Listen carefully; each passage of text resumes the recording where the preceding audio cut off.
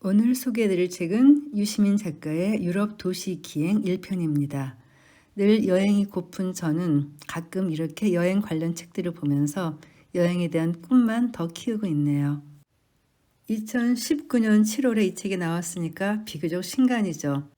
제가 계획한 여행을 조만간 감행한다면 이 책에서 소개한 모든 볼거리들을 더 생생하게 놓치지 않고 보고 올 수 있을 것 같습니다. 그럼 서문, 낯선 도시에게 말걸기로 이 책을 시작해 보겠습니다. 아테네 플라카주구, 로마의 포로 로마노, 이스탄불 골든혼, 파리 라탱주구, 빈의 제체시온, 부다페스트 언드라시 거리, 이르쿠츠크 데카브리스트의 집, 이런 곳에 가고 싶었다. 이름부터 좀 낯설고 어려운 게 있네요. 아무튼요. 다른 대륙에도 관심이 없지는 않았지만 20살 무렵부터 내 마음을 설레게 만든 곳은 주로 유럽의 도시들이었다. 그곳 사람들이 훌륭한 사회를 만들어 좋은 삶을 산다고 생각했기 때문이다. 그들은 어떻게 더 자유롭고 너그럽고 풍요로운 사회를 만들 수 있었을까?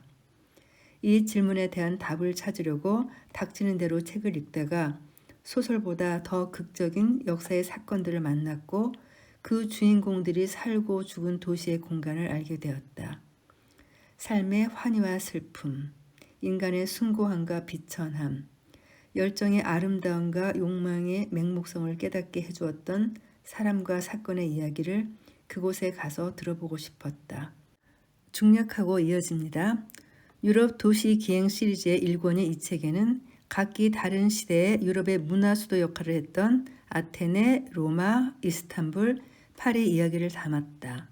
이 네 도시에 살았던 사람들이 이룩한 정치적, 사회적, 문화적 성취는 유럽뿐만 아니라 인류 문명 전체를 크게 바꾸었다.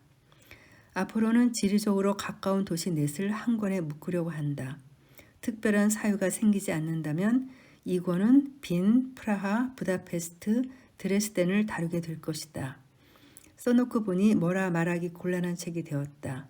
관광 안내서, 여행 에세이, 도시의 역사와 건축물에 대한 보고서, 인문학 기행, 그 무엇도 아니면서 조금씩은 그 모두이기도 한 이 책은 도시와 사람에 대한 이야기이다. 독자들은 각각의 도시에서 벌어진 일련의 사건과 그 도시의 뚜렷한 흔적을 남긴 사람의 생애를 듣게 될 것이다. 여행 정보라고 말할 만한 것은 많지 않은데 그 도시를 여행하려는 독자에게 조금이라도 쓸모가 있기를 바라는 마음으로 넣었다. 낯선 도시를 여행하는 데는 저마다 이유가 있다. 나는 도시가 품고 있는 이야기를 들으면서 새로운 것을 배운다. 나 자신과 인간과 우리의 삶에 대해 여러 감정을 맛본다. 그게 좋아서 여행을 한다. 그러려면 도시가 하는 말을 알아들을 수 있어야 한다.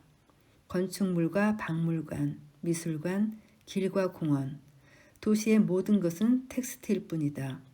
모든 텍스트가 그러하듯 도시의 텍스트도 해석을 요구하는데 그 요구에 응답하려면 컨텍스트를 파악해야 한다.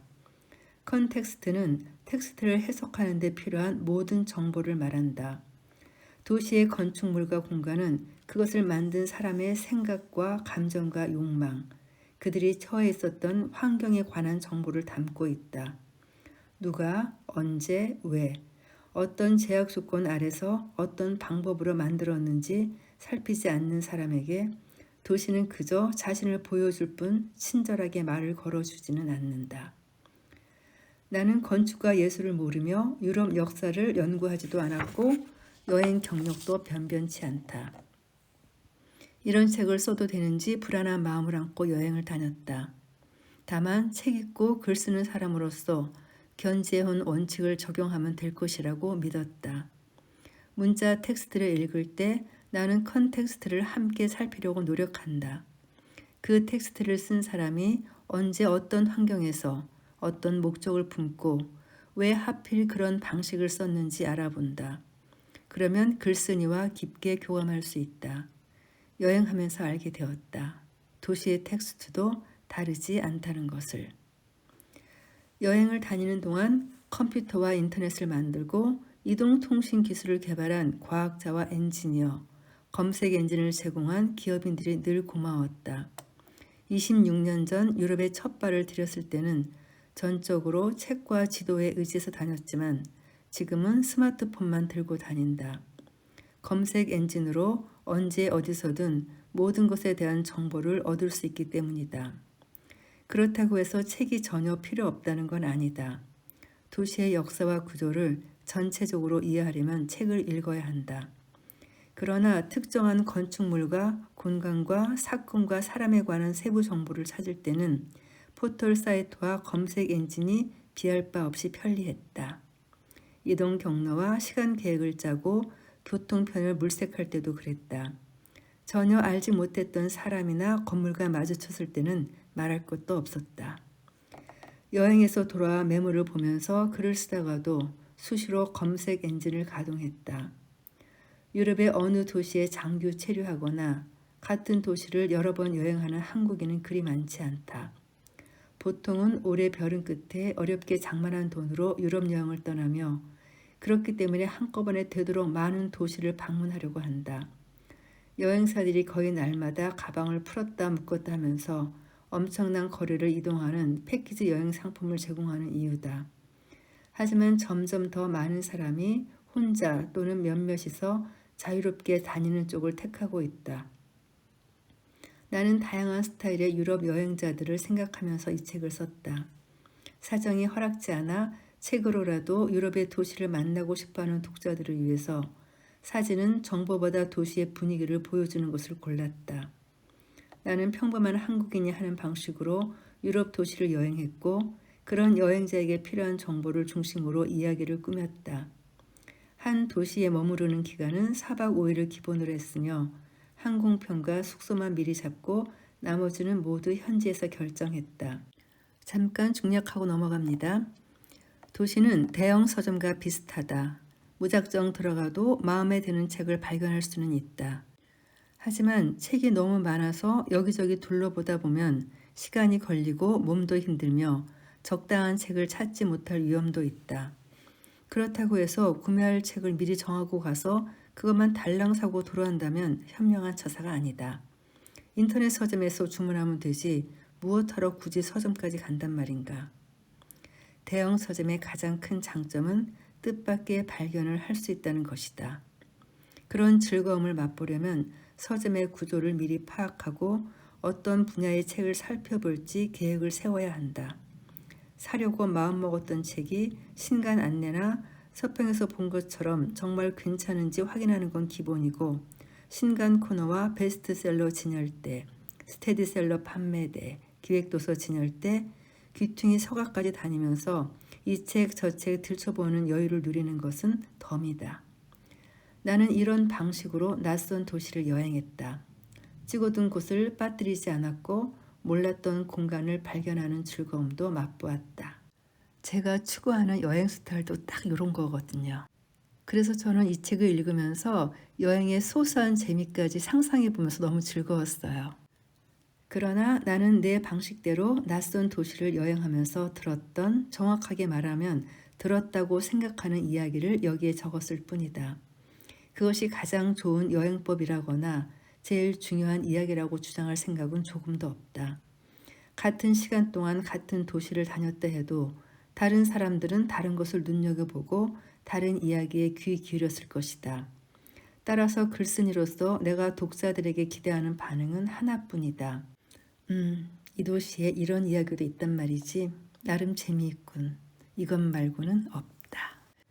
그럼 첫 번째 도시부터 시작하겠습니다. 그리스의 아테네.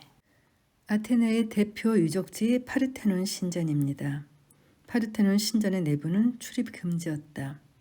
얼마나 대단한 집인지 느껴보고 싶어서 아크로폴리스 박물관에 갔을 때 신전을 실물 크기로 재현해 놓은 3층을 둘러보았다. 밖에서 보는 것과는 달리 정말 실물 크기인지 의심스러울 정도로 파르테논은 크고 높았다. 신전을 만든 기술자들은 높은 수준의 공학 지식과 건축술, 미학적 상상력을 보유하고 있었지만 그것만으로 파르테논을 지은 것은 결코 아니었다.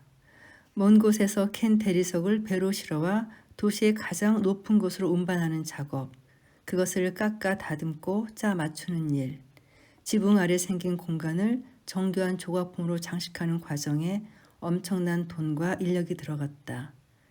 그런 것을 조달할 힘이 있었기에 도시국가 아테네는 파르테논을 지을 수 있었다.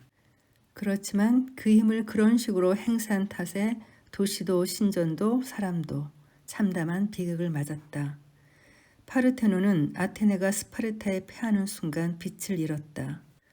로마 제국이 기독교를 국교로 선포하자 아테네 여신은 파르테논에서 쫓겨났다. 그게 끝이 아니었다. 기독교 예배당이 되었던 파르테논은 오스만 제국의 술탄 메메트 2세가 그리스 본토를 정복한 후 이슬람 사원으로 바뀌었다. 모시는 신만 달라진 게 아니었다. 오스만 제국의 권력이 흔들리자 아테네 인근 지역에는 종종 전쟁의 먹구름이 몰려왔고 마침내 큰 벼락이 떨어졌다. 1687년 베네치아 군대가 아크로폴리스의 오스만 제국 병력을 향해 쏜 포탄이 화약더미에 떨어져 폭발하는 바람에 신전의 기둥 14개가 무너지고 지붕이 통째로 날아간 것이다. 그로부터 200년이 더 지났을 때 영국 외교관 엘긴이 정신을 잃고 쓰러져 있는 파르테논의 품을 뒤져 마지막까지 남아있던 지갑을 털어갔다. 아테네가 그리스 왕국의 수도로 부활한 19세기 중반까지 파르테논은 한적한 시골 마을 언덕 위에 무너진 돌덩어리 상태로 버려져 있었다. 이보다 더 참혹한 비운을 겪은 건축물을 나는 알지 못한다. 아크로폴리스 박물관의 파르테논 축소 모형을 보면서 엘긴이 무엇을 뜯어갔는지 확인해 보았다. 파르테논은 돌기둥 위에 긴 직사각형 석판을 깔고 지붕을 올렸기 때문에 지붕 아래 석판의 바깥면이 밖으로 노출되었다. 언타블러처라고 하는 신전 측면의 노출면은 세 부분으로 구분하는데 기둥 바로 위 좁은 면은 아키트레이브, 가운데 넓은 부분은 프리즈, 지붕 바로 아래 두른 띠 모양의 석판은 코니스라고 한다. 또한 신전의 정면과 후면에는 지붕의 경사 때문에 페디먼트라고 하는 이등변 삼각형이 생긴다. 이것은 그리스 신전 건축의 두드러지는 특색으로 유럽 고전 건축의 가장 중요한 요소가 되었다. 파르테논 설립자들은 프리즈의 신화와 역사의 주인공들을 부조하고 페디먼트에 조각상을 설치했다. 코니스와 처마 끝에도 아기자기한 조각상을 붙였으며 건물 전체에 금박과 단청을 칠해 한껏 멋을 냈다. 엘기는 부조가 있는 프리즈를 통째로 뜯어냈고 페디먼트에 남아있던 조각상을 잘랐으며 이오니아식 신전인 에레크테이온의 카리아티드도 하나 끊어갔다. 지금 런던 대형 박물관이 엘긴의 대리석이라는 이름을 붙여 전시하고 있는 것이 바로 엘긴이 털어간 파르테논의 마지막 귀중품이다. 나는 아직 런던에 가보지 않았기에 엘긴의 대리석은 사진으로만 보았다.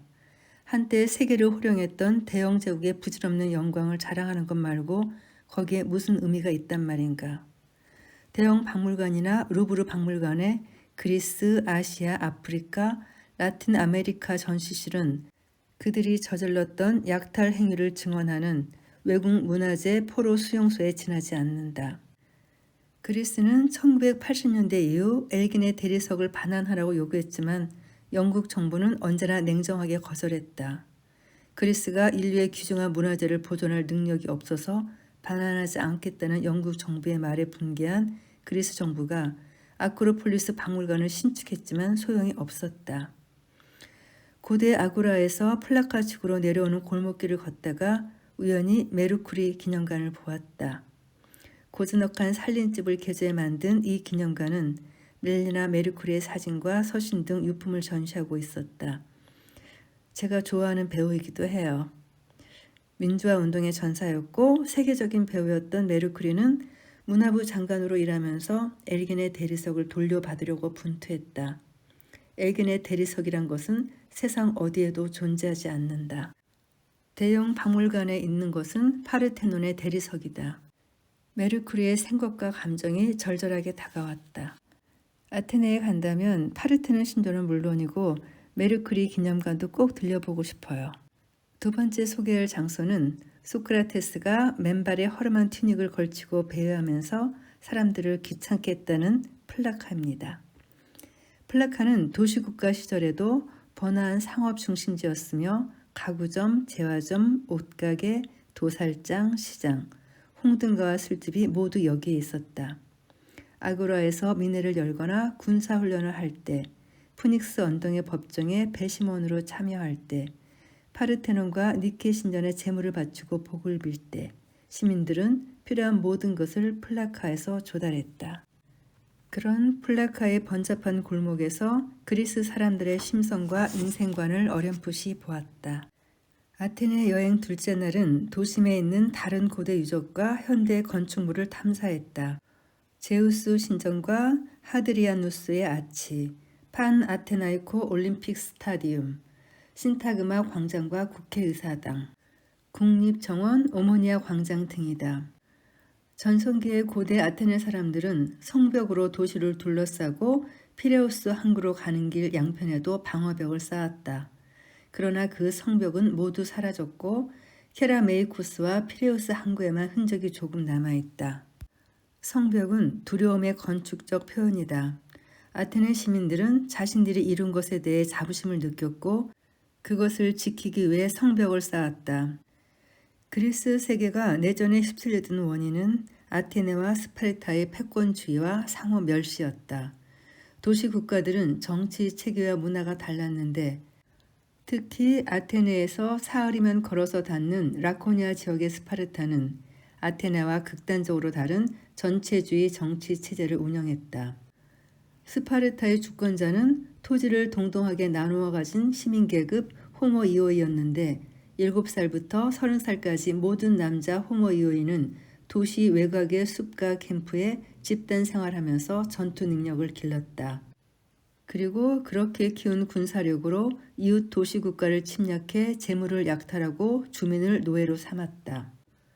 두 폴리스가 주도했던 델로스 동맹과 펠로폰네소스 동맹이 벌인 전쟁은 BC 431년부터 30년 동안 이어졌다. 전쟁 막바지였던 BC 404년, 스파르타는 몇 차례 중요한 해전에서 이긴 여세를 몰아 아테네를 점령한 다음 경작지를 모조리 불태우고 아테네의 성벽을 남김없이 해체해버렸다. 그러나 스파르타도 승자는 아니었다.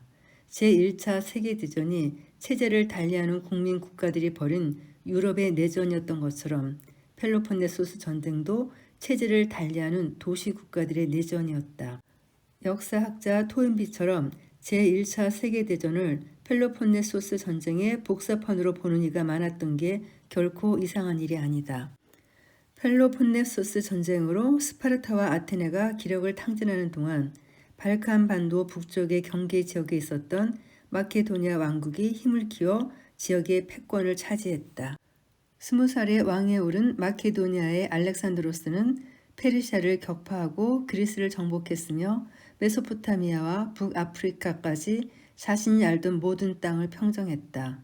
하지만 BC 323년 그가 전선에서 사망하자 제국은 곧바로 기울어져 신흥 강국 로마에 무너졌다.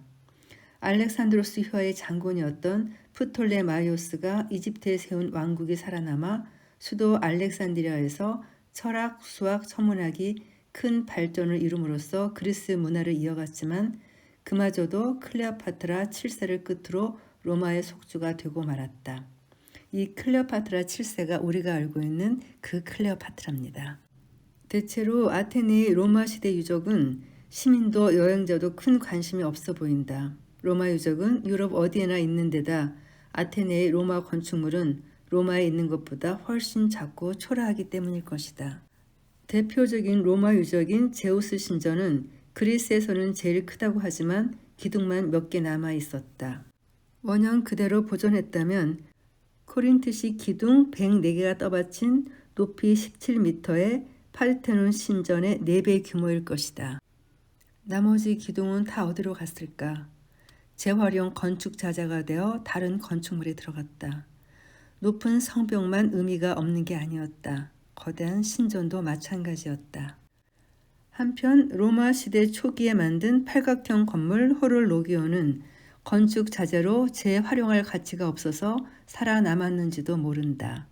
등 굽은 소나무가 선산을 지킨다는 우리 속담은 아테네에서도 통하는 것 같다. 다음에 소개해드릴 장소는 제가 이 책을 통해서 처음으로 관심이 가는 곳인데요. 아테네 도심에 국립정원이라는 오아시스가 있었다. 고대 아테네 청년들은 아카데미아에서 공부하고 숲속의 리케온에서 운동을 했다.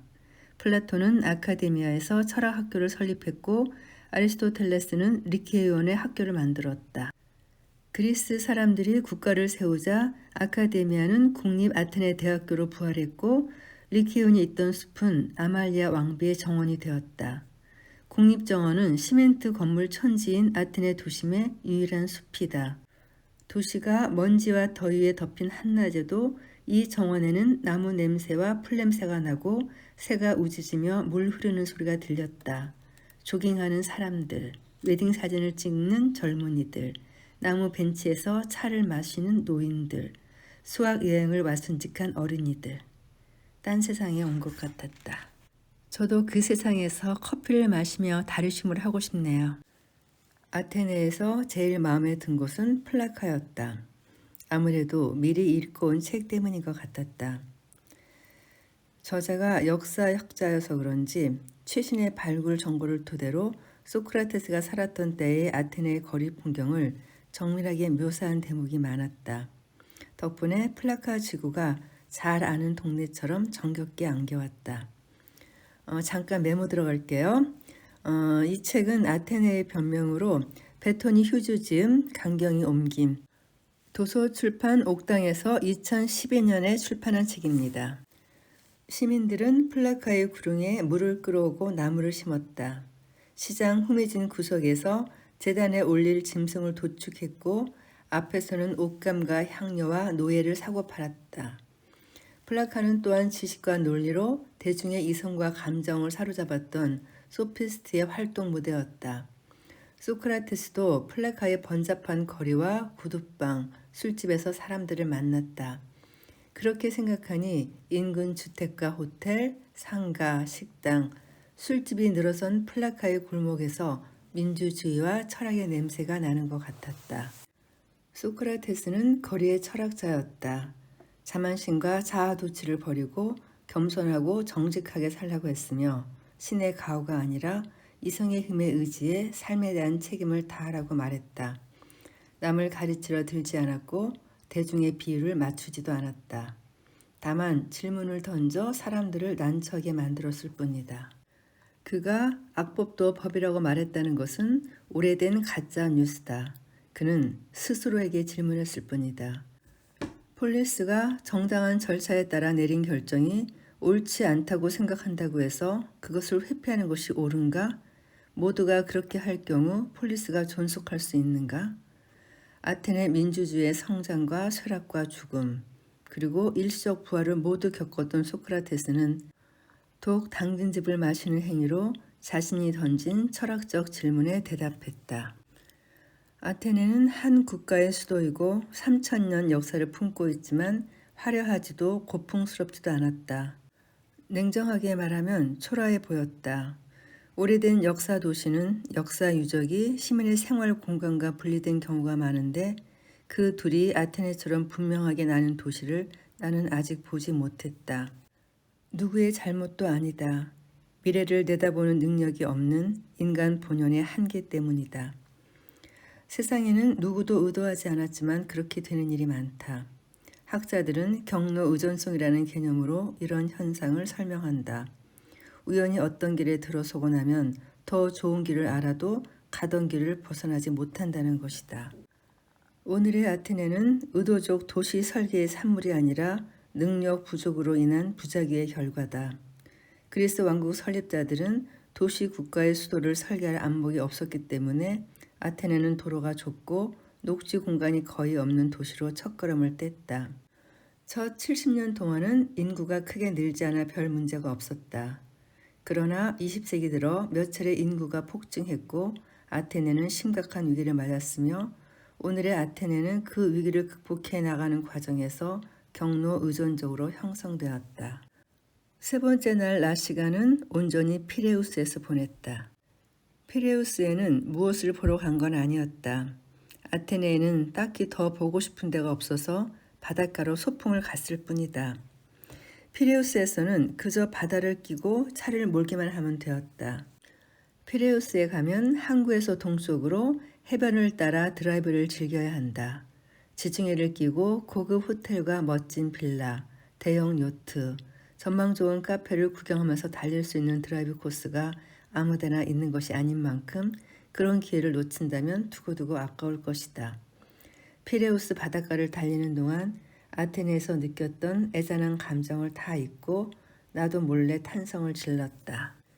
아무것도 하지 않고 돌아다니기만 해도 낯선 외국에 온 기분을 한껏 느낄 수 있다는 것이 피레우스 소풍의 매력이었다. 마지막 밤, 불 밝힌 파르테논과 르카비토스 언덕 꼭대기가 보이는 식당에서 아테네를 생각했다. 철학과, 과학과, 민주주의가 탄생한 고대 도시. 1500년 망각의 세월을 건너 국민 국가 그리스의 수도로 부활한 아테네는 비록 기운이 떨어지고 색은 바랬지만 내면의 기품을 지니고 있었다. 남부러울 것 없었던 어제의 미소년이 세상의 모진 풍파를 겪은 끝에 주름진 얼굴을 가진 철학자가 되었다고 할까? 그 철학자는 자신이 어떤 존재인지 큰 소리로 말하지 않고 오래된 양곡에 가려진 기품을 알아볼 책임을 온전히 여행자에게 맡겨두고 있었다.